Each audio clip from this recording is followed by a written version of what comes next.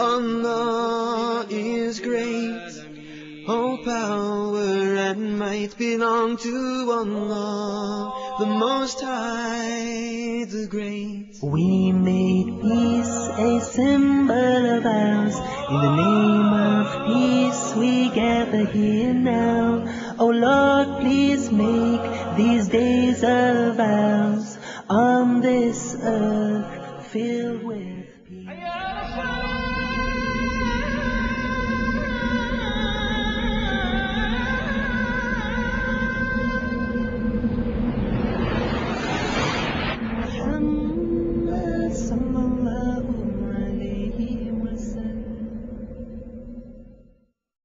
বিসমিল্লাহির রহমানির রহিম।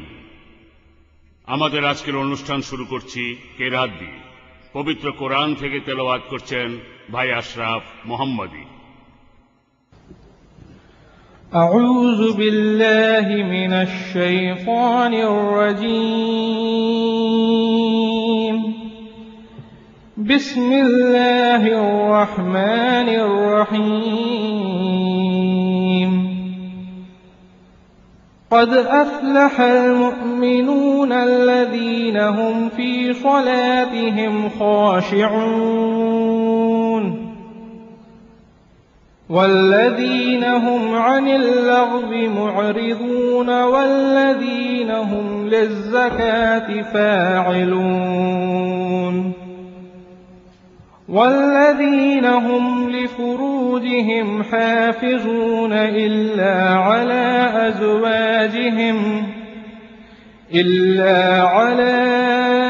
أزواجهم أو ما ملكت أيمانهم فإنهم غير ملومين فمن ابتغى وراء ذلك فأولئك هم العادون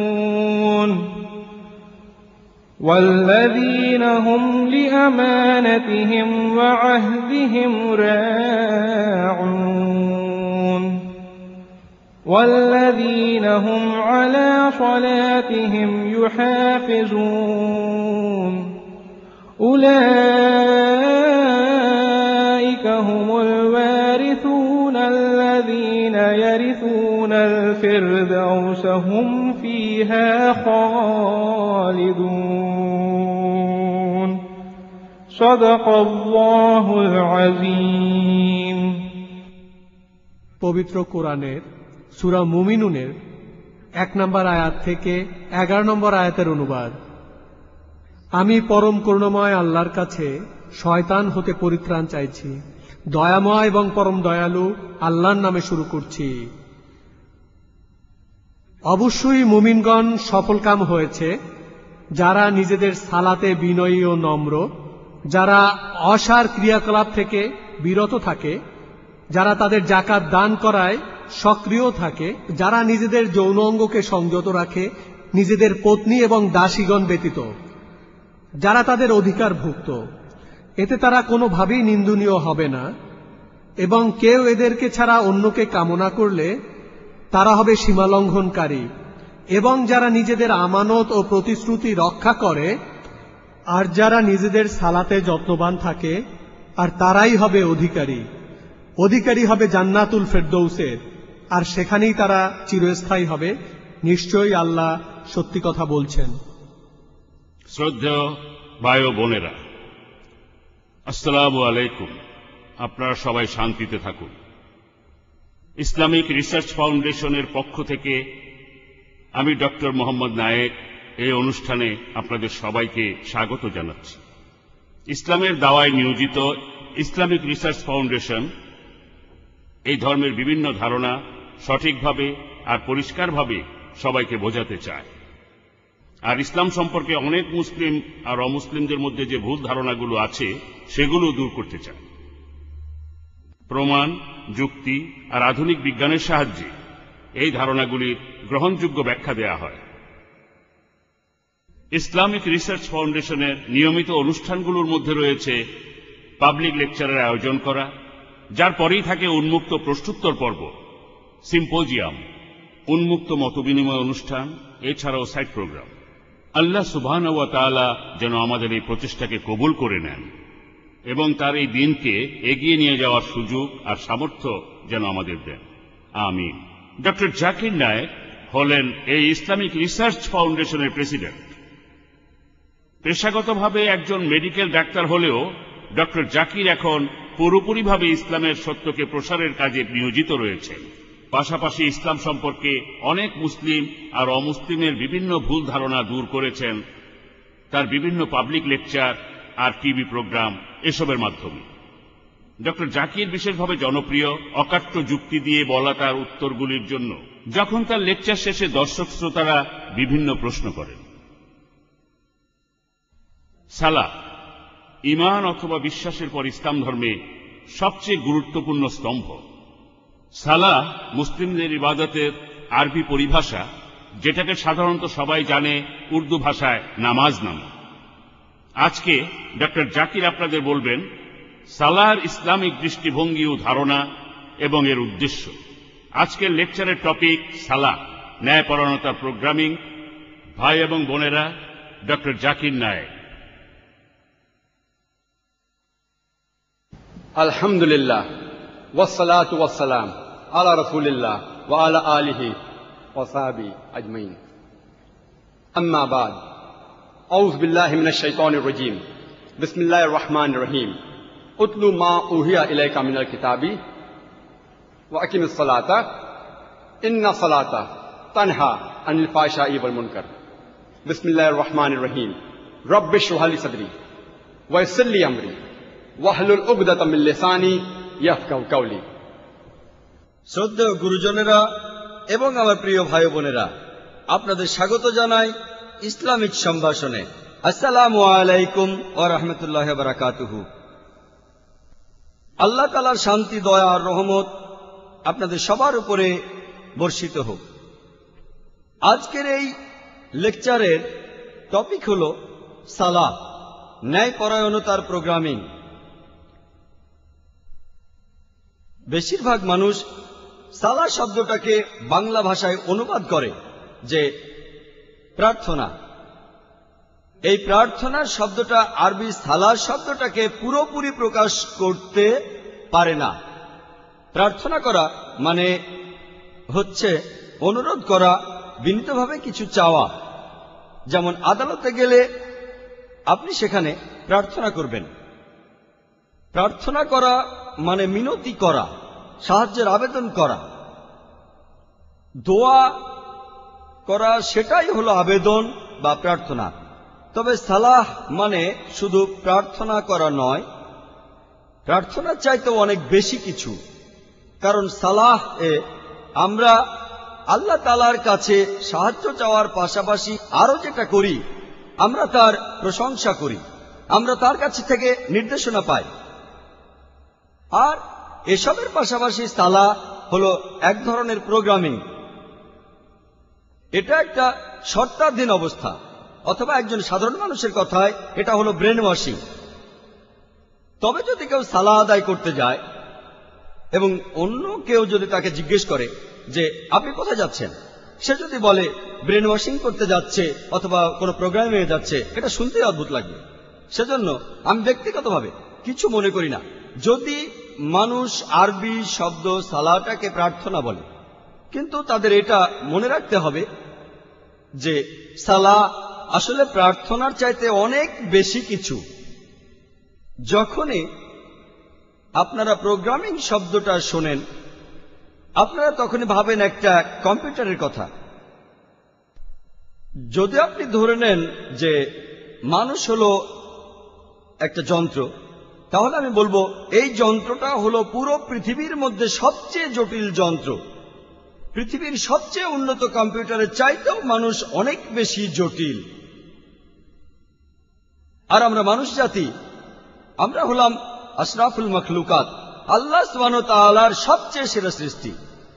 আর পবিত্র কোরআনে আছে সূরা ৩-এর ৪ নম্বর আয়াতে উল্লেখ করা হয়েছে, লাকাদ খালাকনাল ইনসানা ফি আহসানি তাকওয়িম, যে নিশ্চয়ই আমি তো মানুষকে সৃষ্টি করেছি সুন্দরতম গঠনে। মনোবিজ্ঞানীরা তারা আমাদের বলেন যে আমাদের মন সরাসরিভাবে আমাদের নিয়ন্ত্রণে নেই, শরীর সরাসরিভাবে আমাদের নিয়ন্ত্রণে। যদি আমার হাতটা উঠাতে চাই তাহলে আমি উঠাতে পারবো, আর যদি হাতটা নামাতে চাই তাহলে নামাতেও পারবো। যদি আমি একটা পা সামনে এগোতে চাই সেটাও পারবো। আমার শরীর সরাসরিভাবে আমার নিয়ন্ত্রণে আছে, কিন্তু আমাদের মন সরাসরিভাবে আমাদের নিয়ন্ত্রণে থাকে না। সেজন্য আমাদের বেশিরভাগ মানুষ, আপনারা হয়তো দেখে থাকবেন, আমরা যখন সালাহ আদায় করি আমাদের মন তখন শুধু ঘুরে বেড়ায়। যেমন ধরুন, একজন ছাত্র তার কোনো একটা পরীক্ষা দেওয়ার পর যদি সে সালাহ আদায় করে, সে সেই সময়ে তার পরীক্ষার খাতার কথায় চিন্তা করতে থাকে। সে তখন ভাবতে থাকে, আমি 2 নম্বর প্রশ্নে যে উত্তরটা দিয়েছি সেটা না লিখে আমার এটা লেখা উচিত ছিল। যদি কোনো ব্যবসায়ী সালাহ আদায় করে, সে চিন্তা করতে থাকে যে আজকে আমি কতখানি লাভ করলাম, কতগুলো জিনিস আমি বিক্রি করলাম। যদি একজন গৃহিণী সালাহ আদায় করে, সে তখন হয়তো ভাবতে পারে যে আমার স্বামীর জন্য আজকে আমি কি রান্না করব, বিরিয়ানি রান্না করব নাকি পোলাও। এটা খুবই স্বাভাবিক যে সালাতের সময় আমাদের মন শুধু এখানে ওখানে ঘুরে বেড়ায়। আমাদের মন ঘুরে বেড়ায় কেন? এর কারণ হলো আমাদের মানুষের মন আসলে খালি, আর এই মন খালি থাকতে পারে না, সেজন্য মন ঘুরে বেড়ায়। বেশিরভাগ মুসলিম সালাহ আদায়ের সময় যেগুলো আমরা বলি সেগুলো জানেন। সূরা ফাতিহা, পবিত্র কোরআনের আরো কিছু আয়াত, পবিত্র কোরআনের কয়েকটা ছোট ছোট সূরা, এগুলো আমরা সালাতের সময় বলি। মুসলিমরা আমরা এগুলো এত যান্ত্রিকভাবে পড়ি যে আপনি যদি কোনো মুসলিমকে ঘুম থেকে ডেকে তোলেন আর তাকে সূরা ফাতিহা বলতে বলেন, সে এই কাজটা 100 মাইল স্পিডে করতে পারবে। আলহামদুলিল্লাহ রাব্বিল আলামিন আর-রাহমানির মালিক একেবারে যান্ত্রিক। যেহেতু এটা যান্ত্রিক, আমাদের মনের খুব সামান্য একটা অংশ এখানে ব্যস্ত থাকে। এই যান্ত্রিক অংশগুলো বলার সময় আমরা সেগুলো ভালোভাবেই জানি, যেমন সূরা ফাতিহা আর কোরআনের অন্যান্য আয়াত। বেশিরভাগ মুসলিম আমরা বেশিরভাগই অনারব, আমরা আরবি ভাষায় কথাবার্তা বুঝতে পারি না। আর যেহেতু আমরা সালাতের সময় যেটা পড়ছি সেটা বুঝতে পারছি না, তখনই এই সম্ভাবনাটা দেখা দেয় যে আমাদের মন চিন্তা করবে। সেজন্য মন যাতে এইসব চিন্তা না করতে পারে, আমরা সালাতের সময় আরবিটা পড়ব, আর একই সাথে আমরা এই আরবি আয়াতগুলোর অর্থ বুঝতে চেষ্টা করব। যদি ইংরেজি জানেন, ইংরেজি অনুবাদটা মনে করেন। যদি আপনি উর্দু জানেন, উর্দু অনুবাদটা মনে করেন। যদি আপনি হিন্দি জানেন, হিন্দি অনুবাদটা মনে করেন। যদি মারাঠি ভাষা জানেন সেটা মনে করেন। যদি গুজরাটি ভাষা জানেন সেটা মনে করেন। আপনি সেই ভাষার অনুবাদটা মনে রাখেন যে ভাষাটা আপনি সবচেয়ে ভালো জানেন। যেমন ধরুন, আমরা যখন সূরা ফাতিহা পড়ি, বিসমিল্লাহির রহমানির রহিম, দয়াময় ও পরম দয়ালু আল্লাহর নামে শুরু করছি। আলহামদুলিল্লাহি রাব্বিল আলামিন, সকল প্রশংসা জগৎসমূহের মালিক আল্লাহ। আর রহমান রহিম, যিনি দয়াময় এবং পরম দয়ালু। মালিক ইয়াউমিদ্দিন, তিনি কর্মফল দিবসের মালিক। ইয়াকা নাবুদু ওয়া ইয়াকা নাস্তাইন, আমরা শুধু তোমার ইবাদত করি, শুধু তোমার সাহায্য চাই। ইহদিনাস সিরাতাল মুস্তাকিম, আমাদের সরল পথ দেখাও। ইহদিনাস সিরাতাল মুস্তাকিম সিরাতাল লাযিনা আনআমতা আলাইহিম গায়রিল মাগদুবি আলাইহিম ওয়ালাদ-দাল্লিন, তাদের পথ যাদেরকে তুমি অনুগ্রহ দান করেছ, এবং তাদের পথ নয় যারা ক্রোধ নিপতিত, আর তাদের নয় যারা পথভ্রষ্ট। যখন এই সূরা ফাতিহা আপনি পড়বেন অথবা আরবিতে অন্য আয়াত পড়বেন, একই সাথে অর্থটাও মনে করুন, আর আপনার মন তখন ঘুরে বেড়াবে না। কারণ এতে করে আপনি সালাতের সময় যে আরবি পড়ছেন সেটার অর্থ মনে রাখতেই মন ব্যস্ত থাকছে। কিন্তু কয়েকদিন পরে বা কয়েক মাস পরে এটাও একেবারে যান্ত্রিক হয়ে যাবে। আমাদের মন খুব শক্তিশালী। আপনি আরবিটা পড়বেন আর অর্থটা মনে করবেন, কারণ আমাদের মন খুবই শক্তিশালী। এখানেও সম্ভাবনা থাকে যে মন অন্য চিন্তা করবে, কিন্তু সম্ভাবনাটা কম, কারণ মনের খুব ছোট্ট একটা অংশ আরবি পড়ায় ব্যস্ত থাকবে, আর আপনার মনের যে বাকি অংশটা তখন অর্থ মনে করবে। অন্য চিন্তা করার সম্ভাবনা কম, তারপরও মন চিন্তা করতে পারে। মনের এই চিন্তা দূর করার জন্য আপনি আরবিতে আয়াতগুলো পড়বেন আর সেগুলোর অর্থ মনে করবেন। এছাড়াও আপনি মনোযোগ দেবেন যে আয়াতগুলো পড়ছেন আর তার অর্থ মনে করছেন।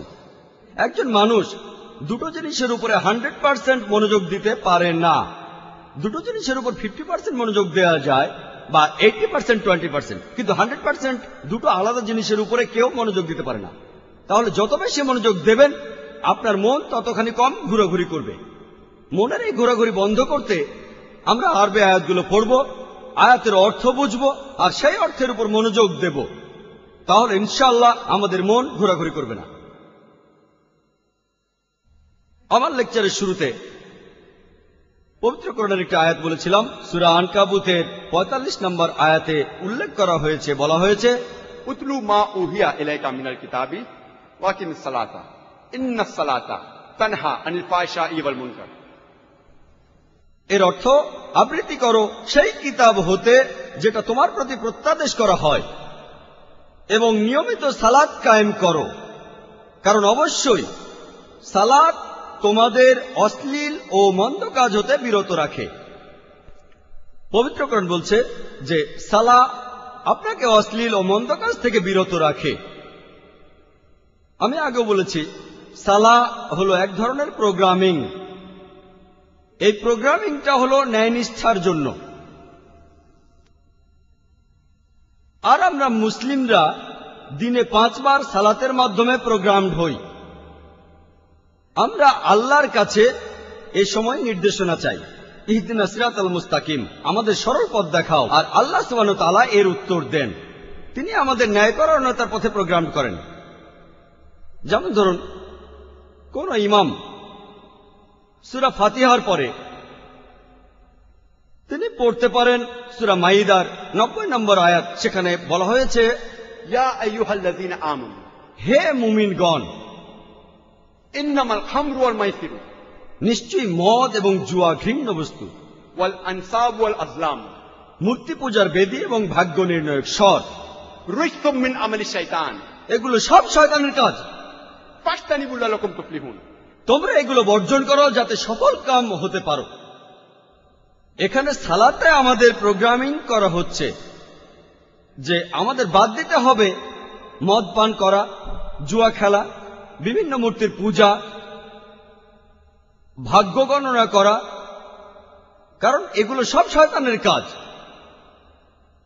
ইমাম সূরা ফাতিহার পরে পড়তে পারেন সূরা মাইদার 3 নম্বর আয়াত। সেখানে উল্লেখ করা হয়েছে,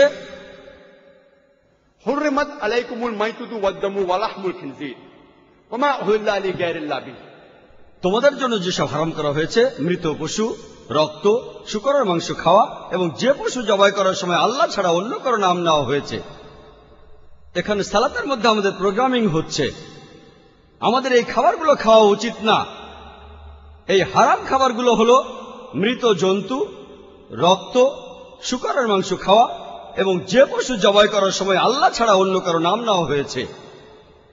আমাদের প্রোগ্রামিং হচ্ছে ন্যায়পরায়ণতার পথে।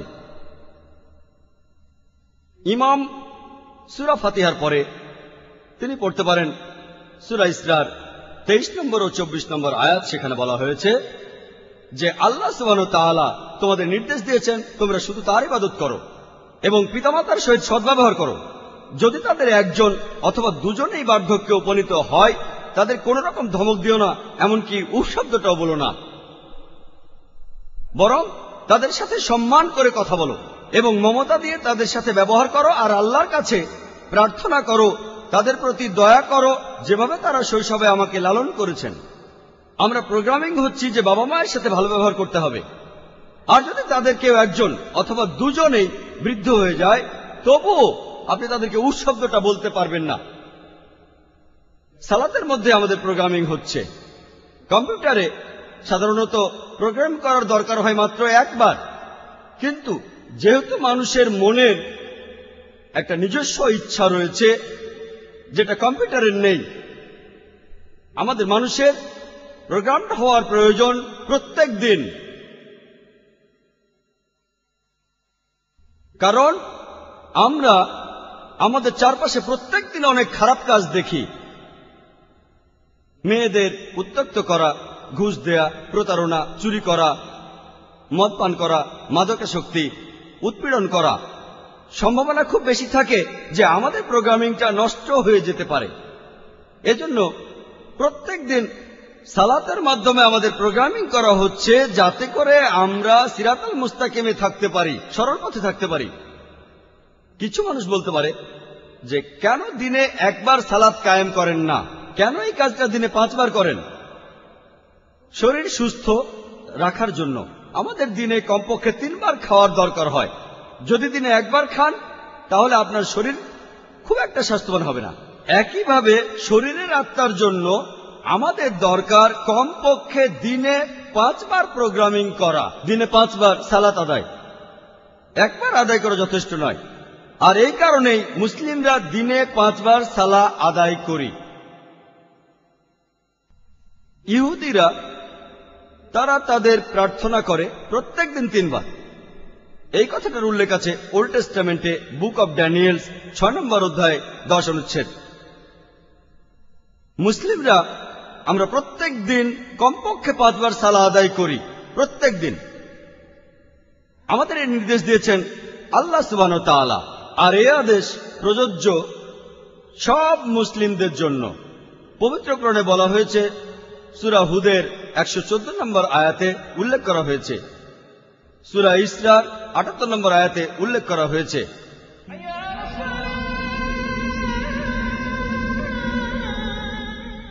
মাল্টিমিডিয়া পিসি এলিফ্যান্ট রোডের কাটাবন মসজিদ কমপ্লেক্সে অবস্থিত কম্পিউটার বিক্রয়ের একটি অনন্য প্রতিষ্ঠান মাল্টিমিডিয়া পিসি। এখানে কম্পিউটারের যাবতীয় অ্যাক্সেসরিজ পাওয়া যায় এবং কম খরচে অভিজ্ঞ ইঞ্জিনিয়ার দ্বারা কম্পিউটার, প্রিন্টার, মনিটর সার্ভিসিং করা হয়। এছাড়াও দেশি বিদেশি 2000-এরও অধিক ইসলামী সিডি, ভিসিডি থেকে আপনার পছন্দের কপিটি সংগ্রহ করুন। মাল্টিমিডিয়া পিসি কম্পিউটার ও ইসলামী সিডি, ভিসিডি বিক্রয়ের একটি অনন্য প্রতিষ্ঠান।